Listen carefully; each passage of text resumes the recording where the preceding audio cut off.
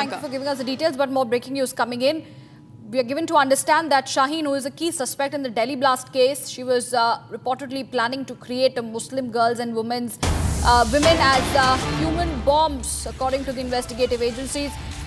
Sources are now revealing that Shaheen had ordered explosives and was targeting divorced Muslim women living away from their families, as well as girls between 14 to 18 years old who could be easily brainwashed. Her WhatsApp chats have provided crucial information, and she had taken full responsibility for finding the targets.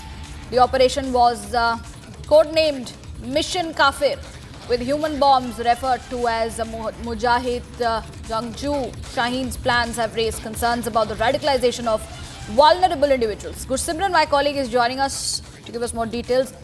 Gursimran, we already know that how Shaheen was recruiting the women to expand the Jaish's module, and more revelations coming in that she was planning to create Muslim girls and women as human bombs. Take us through the developments.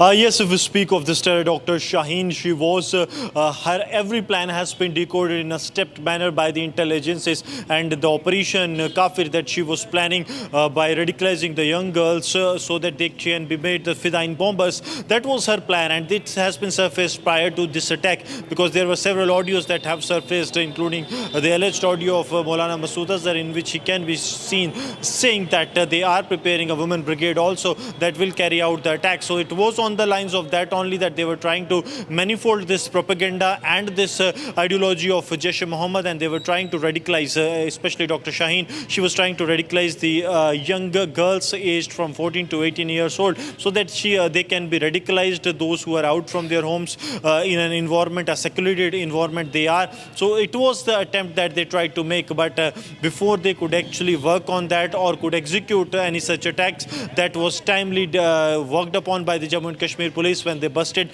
this entire module, the Doctor terror gang of Jaish-e-Mohammed. Though it was not a major chest thumping by the Jammu and Kashmir police, but they simply came out with the handouts with the details that they have busted a module, because they were working on the forward and the backward linkages. Now, even as we speak, there are raids that are going on. That was also for the sole purpose to check whether there are more of their acquaintance that are involved in this entire terror module that is being worked upon, because the way Dr. Umar Nabi has carried out the suicide bombing, if there are more suicide bombers roaming in the national capital or in any city of the country, that is going to be detrimental, and that's why the Jammu and Kashmir police and the central intelligence agencies, they are going into the roots of this entire investigation so that everything can be worked upon, because the plots, the conspiracy that Dr. Shaheen had, if that has been executed even to a certain level, that can be proved to be detrimental to the sovereignty of Union of India. And that is why we are witnessing that every agency, be it starting from the Intel Bureau to the NIA to the State Investigation Agency, Jammu and Kashmir Police, Faridabad Police, the Haryana Police also, and the Delhi Police along with their anti-terror units, they all have been included into the operation, so that if there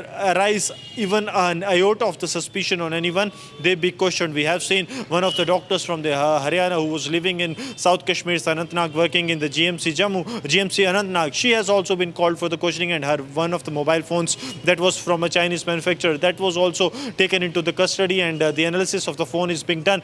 So nothing is being left at chance by the agencies, because agencies want to ensure that this larger plot that Jaish-e-Mohammed had made, even every last tentacles of this plot, they can completely be wiped out, so that they cannot dare to carry out any such attack, be it of this magnitude or a lower magnitude, because till the time this entire conspiracy, this entire module is not busted, because the kingpins are with the agencies, but yes, there lies a possibility that there might be another module that was working parallel to this. So that also needs to be unearthed, and as we speak, the agencies are carrying out intensified operations.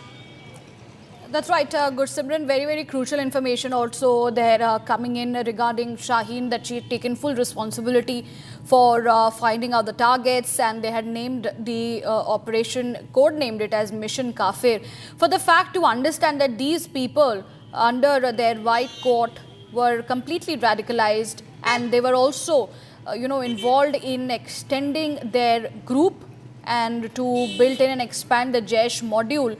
As we know that, as you also mentioned, that this is a huge nexus, Gursimran, a huge nexus, and also somewhere a bit of challenge for the investigators also to build a crackdown on all those involved in this regard.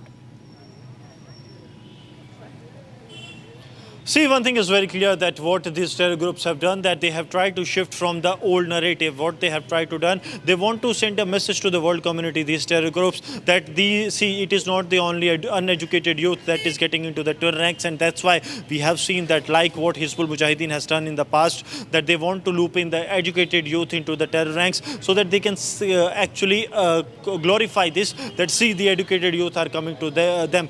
And this was the same case, the white collar terrorists, those individuals who had no terror case or any of the cases against them, they were actually selected, then radicalized. Since they had a very clean past track record, the agencies will never have a look at them. See, if a single person who is moving in on the roads without any criminal background or criminal record, the agencies for sure will have a soft corner and will always try to overlook any of their activities, because it was nothing linked to that.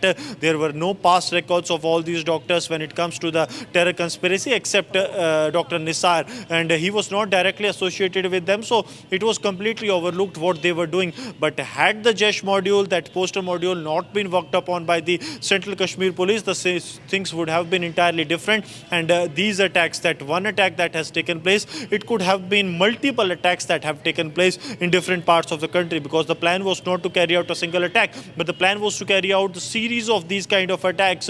And the magnitude of the attack that we have seen in the national capital, had it been somewhere else close to the security establishment, the damage, the collateral damage could have been manifold, and that is what the plan of this Jaish-e-Mohammed terror module was. But the way it has been worked upon, multiple terror attacks have been saved, as also mentioned by the Lieutenant Governor Manoj Sinha, who said that the Jammu and Kashmir Police has busted a pan-India network terror module, and many of the attacks have been foiled. But now coming to the ground reality, the situation is that there lies a possibility that they might have some more of their associates that are still part of this larger module of Jaish-e-Mohammed, and they may plan to carry out more strikes. And that's why we are witnessing that the vigil that is being seen on the ground, with the massive combing and the search operations being launched every single day. That's right, Gursimran. Thank you for giving us those details on the